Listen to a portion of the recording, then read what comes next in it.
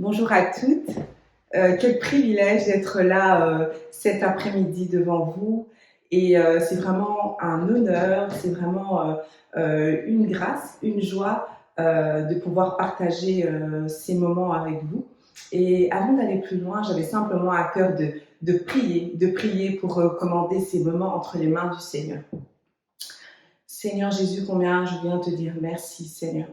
Merci pour la présence de ma sœur qui s'est connectée cet après-midi, Seigneur, pour pouvoir entendre, Seigneur, ce que tu as à dire, Seigneur. Combien je prie, Père, que tu puisses m'utiliser, Seigneur.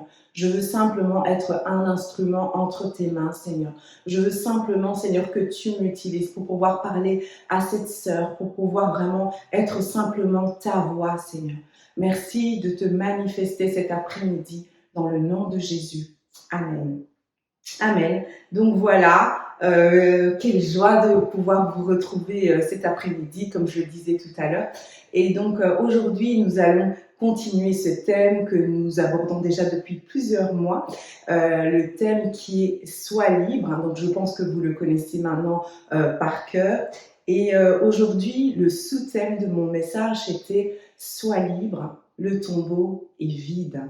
Et le verset que nous utilisons, qui est notre verset de base, et celui-ci, c'est un verset fort, et j'espère que vous le connaissez maintenant par cœur, et c'est ce verset dans Galates 5, verset 1, qui dit ceci. C'est pour la liberté que Christ nous a affranchis. Demeurez donc fermes et ne vous laissez pas mettre de nouveau sous le joug de la servitude. C'est pour la liberté que Christ nous a affranchis. Waouh, combien ce verset, moi, me touche. Et avant vraiment de commencer mon message, j'avais vraiment à cœur de refaire une petite définition de ce que c'est la liberté. La liberté veut dire c'est la situation d'une personne qui n'est pas sous la dépendance de quelqu'un ou de quelque chose, ou qui n'est pas enfermée. La situation d'une personne qui n'est pas sous la dépendance de quelqu'un ou de quelque chose. C'est ça la liberté. Ça, c'est ce que Dieu veut faire au milieu de nous. C'est ce que Dieu veut faire au milieu des femmes de l'Église Parole d'Espoir. C'est ce que Dieu veut faire dans vos vies. Et avant d'aller plus loin, j'avais simplement à cœur de partager un témoignage. Donc, il y a une sœur au milieu de nous qui m'a bien sûr permis de partager ce témoignage. Et elle est en train de vivre vraiment cette liberté. Donc, cette sœur, ça fait maintenant plusieurs mois qu'elle a donné sa vie au Seigneur. Ça fait déjà quelques mois. Et elle avait vraiment le désir de voir Dieu agir dans sa vie. Elle avait une addiction par rapport à la cigarette et son cœur voulait vraiment s'en séparer, mais elle n'avait pas les forces d'arrêter de fumer. Et elle priait constamment pour ce sujet, elle priait constamment. Et récemment, un jour, alors qu'elle était chez elle, elle a entendu cette voix qui lui disait « Maintenant, c'est bon, arrête de fumer ». Elle s'est dit « Mais non, c'est trop tôt, j'ai pas eu le temps de me préparer ». Et non, c'était le moment. Et elle n'a pas compris. Elle a arrêté. Alors qu'elle fumait 25 cigarettes par jour, elle a complètement arrêté du jour au lendemain. Waouh! Ça, c'est ce que notre Dieu fait. Ça, c'est ce que le Dieu qui libère fait. Il a fait dans la vie de cette sœur et il peut encore le faire dans ta vie. Il peut encore le faire. Et vraiment, ce témoignage, je voulais commencer par mon message, par ce témoignage, parce que hier, elle a partagé lors de notre maison de paix et ça m'a tellement encouragée. Je me suis dit, waouh, Seigneur, tu es réellement en train de faire quelque chose au milieu de nous. Tu es réellement en train de libérer. Tu es réellement en train d'agir. Et je prie vraiment cet après-midi que ce que Dieu a fait dans la vie de cette sœur, que Dieu le fasse également dans ta vie. Donc voilà, ça c'était pour commencer ce message, c'était vraiment juste un petit témoignage pour nous encourager. Et donc je vais lire dans Matthieu 28, versets 1 à 3. Donc je vais lire jusqu'au verset 7. Alors, après le sabbat, à l'aube du premier jour de la semaine, Marie de Magdala et l'autre Marie allèrent voir le sépulcre. Et voici, il eut un grand tremblement de terre, car un ange du Seigneur descendit du ciel, vint rouler la pierre et s'assit dessus. Son aspect était comme l'éclair et son vêtement blanc comme la neige. Il n'est point ici il est ressuscité comme il avait dit. Venez, voyez le lieu où il était couché et allez promptement dire à ses disciples qu'il est ressuscité des morts et voici, il vous précède en Galilée. C'est là que vous le verrez, voici, je vous l'ai dit. Waouh! Et donc, ça, c'était vraiment les versets que j'avais à cœur de partager avec vous cet après-midi. Et moi, le premier point, alors que j'étais en train de préparer ce message, moi, le premier point qui vraiment me touche par rapport à tous ces versets, c'était ceci. Les femmes allèrent voir le sépulcre. Alors, je veux un peu vous restituer un peu l'histoire. Ici, on parle de Jésus, on parle de la mort de Jésus. Donc, Jésus est mort. Jésus a été mis dans un tombeau. Les soldats sont venus, ils ont roulé une pierre devant le tombeau. Et 3 jours après, donc la Bible dit dans ce verset de Matthieu, il y a Marie et Marie de Magdala qui ont décidé, comme c'était dans leur coutume, d'aller embaumer le corps de Jésus, d'aller mettre du parfum sur le corps de Jésus. Alors je me mettais un peu à la place de ces femmes. Je me disais, waouh, en fait ces femmes, pour elles, Jésus était le Messie. Pour elles, Jésus était celui qui était venu délivrer, était celui qu'elles attendaient. Et là, ce jour-là, 3 jours plus tôt, à la croix, ce même Jésus a été crucifié. Vous imaginez un peu la douleur, vous imaginez un peu le désespoir, vous imaginez un peu dans quel état elles pouvaient être. Mais malgré ça, elles se sont dit, ok, malgré mon désespoir, malgré ma crainte, malgré ce que je peux vivre en ce moment, elles vont quand même aller. Elles vont aller vers le sépulcre. Elles vont faire ce qu'elles devaient faire. Elles vont embaumer le corps de Jésus. En plus, elles se demandaient, mais on a mis une grosse pierre devant le tombeau. Comment on va faire? On ne sait pas comment on va faire, mais allez, on va y aller. On va quand même y aller. Et ces femmes sont venues, elles se sont approchées, elles ont été voir le tombeau. Elles ont été voir le tombeau de Jésus.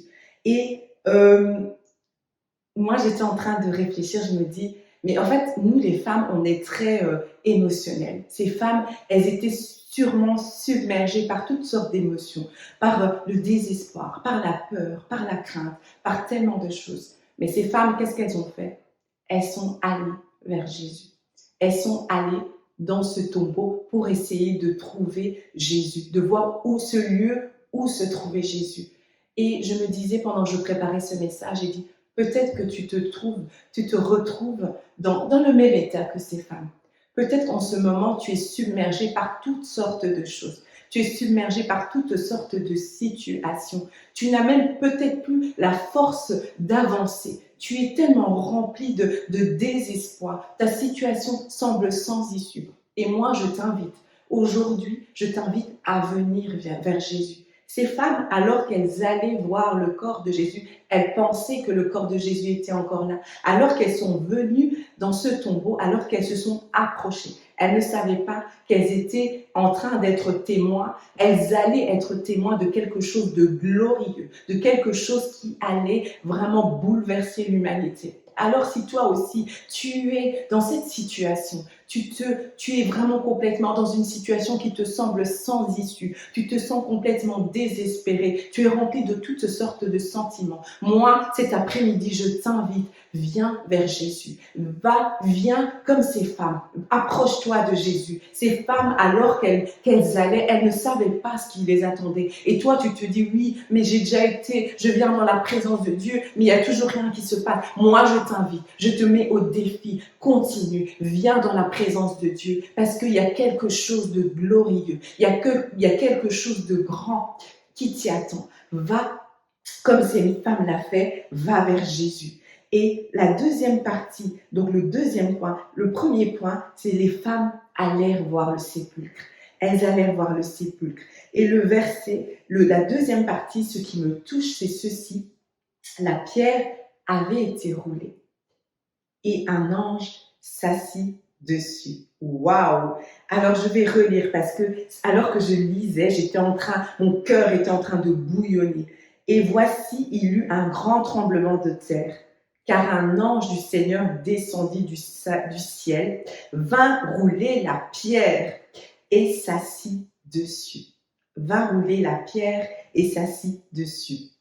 Alors que les femmes, elles avaient décidé d'aller embaumer le corps de Jésus, Mais elle se disait, on a décidé d'aller embaumer le corps de Jésus, mais il y a une pierre, il y a une grosse pierre qui est devant. Elles ne savaient même pas comment elles allaient faire pour rouler la pierre. Mais elles ont quand même été, elles se sont dit, ok, je vais aller. Mais elles ne savaient pas, alors qu'elles allaient, il y avait quelque chose de glorieux qui avait déjà pris place. Il y avait quelque chose de miraculeux, de grand. Et il y avait une pierre qui avait été roulée. Et il y avait un ange qui était dessus.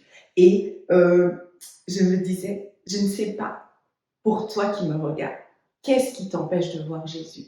Je ne sais pas c'est quoi cette pierre, c'est quoi cette grosse pierre qui dans ta vie t'empêche d'aller plus loin avec Jésus. Je ne sais pas c'est quoi cette pierre qui a devant là sous tes yeux, qui t'empêche d'aller voir, qui t'empêche de vivre la liberté que Dieu a pour toi, qui t'empêche de vivre pleinement la vie que Dieu a pour toi. Et moi, je t'invite aujourd'hui, approche-toi de Jésus, approche-toi de Jésus. Alors qu'elles se sont approchées, il y avait un ange qui avait roulé la pierre. Et moi, je te dis cet après-midi, Jésus est là. Il est capable de rouler cette grosse pierre qui est devant tes yeux, cette grosse pierre qui t'empêche d'entrer pleinement dans les plans qu'il a pour toi. Il a des projets de paix pour toi et non de malheur, afin que tu aies un avenir et de l'espérance. Et je te dis, je te mets au défi, approche-toi de ce Dieu. Approche-toi de lui et tu verras que cette pierre, que cette chose, ce problème, cette situation qui dure depuis des semaines, depuis des jours, depuis des années, je te mets au défi. Ce Dieu-là, il est le débiteur de personne. Il va agir dans ta vie. De la même manière qu'il a fait dans la vie de ces femmes. Et le troisième point, il n'est point ici. Il est ressuscité, comme il avait dit. Ça, c'est ce que l'ange leur a dit, alors qu'elles se sont avancées, alors que la pierre avait été roulée. Et l'ange qui vient, il dit, il n'est point ici, il est ressuscité, comme il avait dit. Venez, voyez le lieu où il était couché, et allez promptement dire à ses disciples qu'il est ressuscité des morts. Il n'est point ici, il est ressuscité, comme il avait dit. Comme il avait dit. Pendant que j'étais en train de préparer, cette phrase revenait dans ma tête, comme il avait dit. Parce qu'il a dit, il a fait. Alors que ces femmes, elles avaient vu cet ange, elles étaient probablement bouleversées. Elles se disaient, mais qu'est-ce qui se passe? Wow, wow, wow. On est venu embaumer un corps, on voit un ange qui roule la pierre. Donc, ce qu'il disait, ce Jésus, c'était peut-être vrai. Elles étaient sûrement remplies de joie, de peur, de crainte, toutes sortes de sentiments. Elles se demandaient, mais qu'est-ce qui se passe ici? Et l'ange dit, venez et voyez. Ce qu'il a dit, il l'a fait. Et la phrase exacte qu'il a prise, il a dit, il n'est point ici. Il est ressuscité comme il avait dit. Qu'est-ce que Dieu t'avait dit? Qu'est-ce que Dieu t'avait dit? Et moi, ce soir, cet après-midi, je te dis, parce qu'il l'a dit, il le fera. Parce qu'il l'a dit, il le fera. Parce qu'il est le garant de ses promesses. Parce que quand il fait une promesse, il accomplit ses promesses. Il accomplit ses promesses. Peu importe le nombre d'années, peu importe le nombre de temps, tant que toi, tu restes à ses côtés, tant que toi, tu restes près de lui, il accomplira. Il accomplira ses promesses. De la même manière, l'ange a dit, il n'est point ici, il est ressuscité, comme il avait dit. Comme il avait dit. Alors souviens-toi, rappelle-toi, remets à ta mémoire. La Bible dit, écris la promesse, attends-la jusqu'à ce qu'elle s'accomplisse. Parce que la promesse, elle s'accomplit toujours, Alors aujourd'hui, je veux te dire, il n'est point ici, il est ressuscité. Comme il avait dit. Je ne sais pas ce qu'il t'a dit. Moi, je sais ce qu'il a dit dans ma vie. Je sais ce qu'il a dit pour moi. Et je suis encore en train d'attendre. J'ai déjà vu des choses et je n'arrête pas. J'attends, je prie, je m'attache à lui. Parce que je sais, parce qu'il a dit, il le fera. Parce qu'il a dit, il le fera. Ça, c'est ce que mon Dieu fait. Donc, ce verset me touchait. Je dis, waouh, Seigneur, parce que tu as dit, comme l'ange, c'est comme si c'était une évidence pour l'ange, parce qu'il avait dit, voilà, c'est arrivé, comme il avait dit. Et qu'est-ce qu'il a dit pour toi? Qu'est-ce qu'il t'a dit? ce soir, rappelle-toi, cet après-midi, rappelle-toi, qu'est-ce qu'il t'a dit? Et moi, je te dis, parce qu'il l'a dit, il le fera. Et la quatrième chose, alors que je lisais ce verset, je me disais, même si ta situation, comme ces femmes, te semble sans issue, alors qu'elles allaient, en fait, elles allaient voir un tombeau. Un tombeau, ça veut dire, il n'y a plus de vie. Ça veut dire, il n'y a plus d'espoir. Ça veut dire, c'est sans issue. Je ne connais pas ta situation. Je ne sais pas ce par quoi tu passes. Peut-être que pour toi, cette situation te semble sans issue. Mais moi, je veux te dire que alors qu'elles se sont approchées, alors qu'elles sont venues voir Jésus, il y a le pouvoir de la résurrection, la puissance de la résurrection de Jésus a pu ressusciter ceux qui étaient morts, a pu redonner vie, a pu redonner vie à ceux qui semblaient morts dans leur vie. Ça, c'était la troisième chose que je voulais partager. Et la dernière chose que je voulais partager, alors l'ange leur dit, allez annoncer aux disciples. Allez annoncer aux disciples ce que vous venez de voir. Allez témoigner, allez apporter la bonne nouvelle, partager ce que vous venez de voir. Waouh, il y a quelque chose de glorieux qui est arrivé. Ces femmes, elles ont vu quelque chose de glorieux. Elles sont venues voir, elles pensaient voir un corps. Alors qu'elles sont entrées dans ce tombeau, il y a l'ange qui leur dit, il n'est point ici, il est ressuscité. Et l'ange leur dit, allez dire aux disciples, allez dire aux autres. Et moi, je vous mets au défi cet après-midi, allez proclamer ce que Dieu a fait dans vos vies. De la même manière, quand j'ai commencé ces moments, j'ai partagé le témoignage de cette sœur, comment elle a été libérée de l'emprise de la cigarette. Témoignez autour de vous de ce que Dieu est en train de faire dans vos vies, parce que c'est ce à quoi Dieu nous appelle. Il dit, allez et faites de toutes les nations mes disciples. Allez, n'hésitez pas, même si vous avez l'impression que ça semble petit, mais vous ne savez pas ce par quoi la personne passe. N'hésitez pas à parler, n'hésitez pas à témoigner. Et c'est ce que vraiment l'ange a invité ces femmes à faire. Waouh! Alors que ces femmes, elles étaient venues. Elles pensaient que leur situation était sans issue. Elles pensaient qu'il y avait plus rien. Elles ont rencontré la puissance de la résurrection. Et cet après-midi, moi, je voulais simplement vous partager ces quelques mots. Et vraiment pour vous encourager. Je ne sais pas par quoi tu passes en ce moment. Je ne sais pas cette situation par laquelle tu traverses. Peut-être que tu te dis, j'ai tout essayé. J'ai été voir tel médecin. J'ai fait tel employeur. Je cherche peut-être quelqu'un depuis des années. J'ai plus la force. J'ai plus la force. Et ce soir, moi, j'aimerais prier avec toi. Prier avec toi. J'aimerais vraiment que la puissance de la résurrection puisse te rencontrer. Que la puissance de la résurrection puisse te rencontrer. Que ces choses que tu avais enterrées reprennent vie.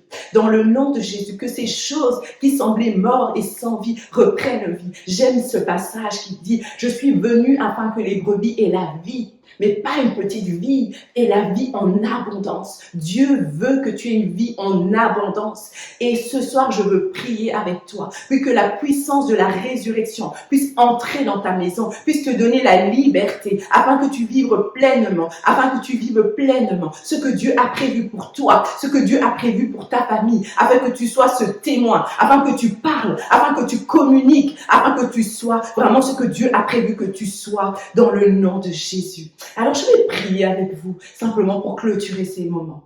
Seigneur Jésus, je te rends grâce, Seigneur. Merci parce que tu m'as permis, Seigneur, d'entrer dans les maisons cet après-midi, d'entrer dans les familles, Seigneur, cet après-midi, pour apporter, Seigneur, ta parole. Et je prie, Seigneur, que la puissance de la résurrection puisse entrer dans les vies, puisse entrer dans la vie de ma sœur, puisse entrer dans sa famille. Seigneur, que ceux qui étaient morts, que cette situation qui semblait sans issue, que toi, tu viennes redonner la vie. Seigneur, alors qu'elle se sentait comme enfermée, privée de liberté. Seigneur, je prie, Seigneur, qu'elle soit libre dans le nom de Jésus, qu'elle vive la puissance de la résurrection, qu'elle vive, Seigneur, ce que ces femmes, alors elles s'approchaient du tombeau, elles pensaient qu'il n'y avait plus d'espoir. Seigneur, tu es venu et tu as redonné espoir. Je prie, Seigneur, cet après-midi, que tu redonnes espoir, que la puissance de la résurrection se manifeste pleinement et puissamment dans les maisons, dans le nom puissant et précieux de Jésus.